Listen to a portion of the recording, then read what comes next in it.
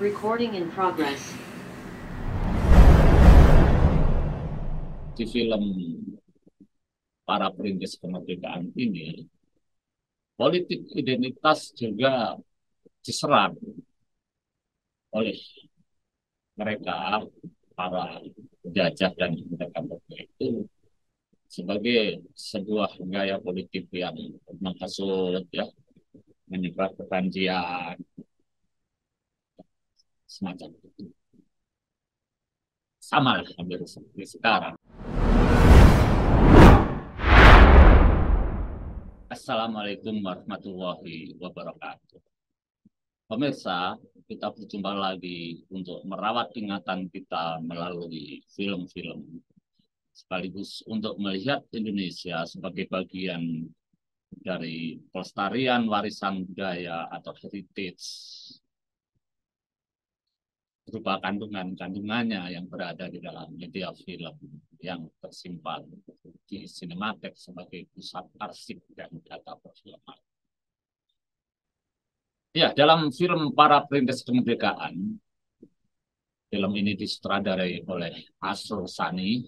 Ya, kita tahu Asrul adalah peletak dasar dari pemikiran-pemikiran industri film Indonesia, sekaligus orang tokoh yang kiranya konsep-konsepnya banyak dijadikan landasan kebijakan perfilman. Bahkan sampai hari ini, Para Perintis Kemerdekaan, produsernya adalah Tati Widodo, ya, yang punya perusahaan film bernama Tati and Son Jaya Film. Perusahaan film ini dilanjutkan oleh Andi Hasyar. Penulisnya Asrul Sani bersama dengan Hamka. Kita tahu bahwa Hamka adalah intelektual Islam terkemuka sampai sekarang masih kita kenal.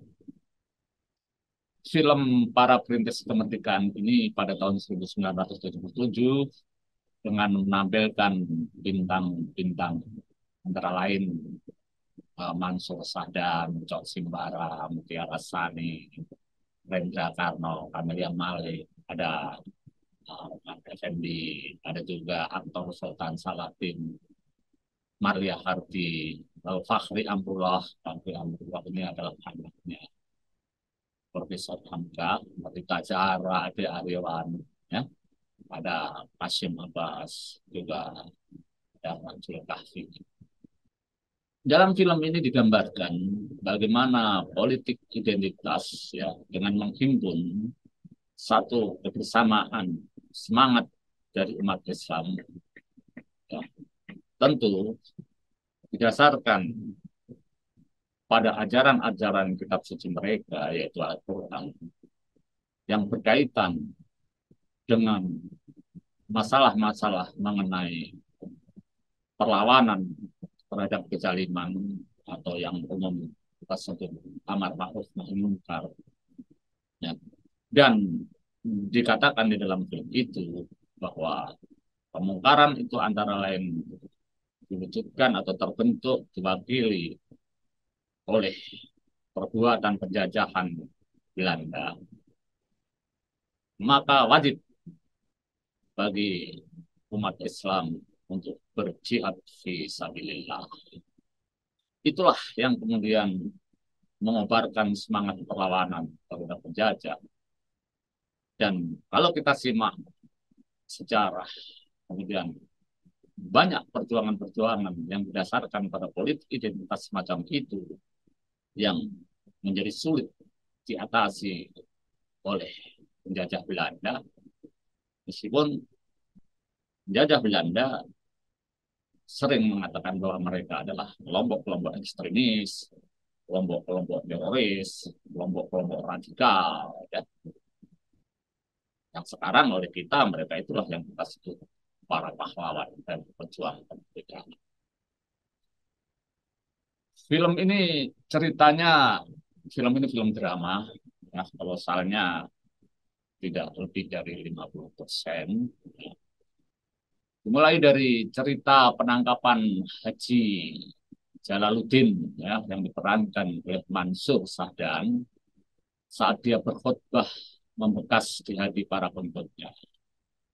Nah, termasuk Hamid yang diperankan oleh Cak Sembara dan di sana ada juga jemaah bernama Halimah yang diperankan oleh Mutiara Sani. Jadi di dalam khutbah itu memang politik identitas itulah yang dikobarkan dan sama seperti pada suasana hari ini di situ anak-anak penjajah memperingatkan si pengkhotbah melarang mengecap mereka ekstremis radikal lalu berujung pada penangkapan dari Haji atas Haji Jalaluddin ini digambarkan dalam film itu Halimah adalah seorang istri yang sia-siakan oleh suami ya, jadi suaminya ini lebih pro Belanda daripada pro kelompok identitas itu pada pro pejuang atau umat Islam ya suaminya lebih memilih berpihak kepada penjajah atau kepada Belanda sedangkan Hamid adalah seorang anak dari saudagar kaya yang ayahnya telah jatuh miskin dan meninggal setelah dicap sebagai pemberontak. Jadi salah satu dari strategi penguasa penjajah untuk menghabisi para pejuang kemerdekaan adalah memiskinkan, mengasingkan, kalau perlu merampas tanah dan hartanya dan sebagainya sampai jatuh semiskin-miskinnya. Bisa juga di penjara dan sebagainya. Ya. Nah, begitulah yang dialami oleh orang tua Hamid karena dia dicap sebagai pemberontak. Ya. Ceritanya di dalam film ini, Hamid kemudian dibawa oleh ibunya ke Padang, dibesarkan di sana di lingkungan keluarga Haji Ja'far yang diperankan oleh Rendra Karno. Ya, Rendra Karno. Nah, Rendra Karno ini punya anak gadis juga, namanya Zainab, yang diperankan oleh Camelia Malik. Cerita berlanjut ya di Padang itu Hamid berburu tepatnya di Padang Panjang ya dan bertemu dengan kawan lamanya namanya Fakhruddin diperankan oleh Arman Effendi dan juga bertemu dengan Zainuddin yang diperankan oleh Sultan Salatin. Hamid dan Fakhruddin lebih dekat pada pikiran gurunya. Jadi sama-sama satu padepokan, sama-sama satu pesantren, sama-sama murid dari Haji Ja'far tadi. Ada karakter yang berbeda, ya. Hamid dengan Fakhruddin dengan Zainuddin yang diperankan oleh si Sultan Saladin.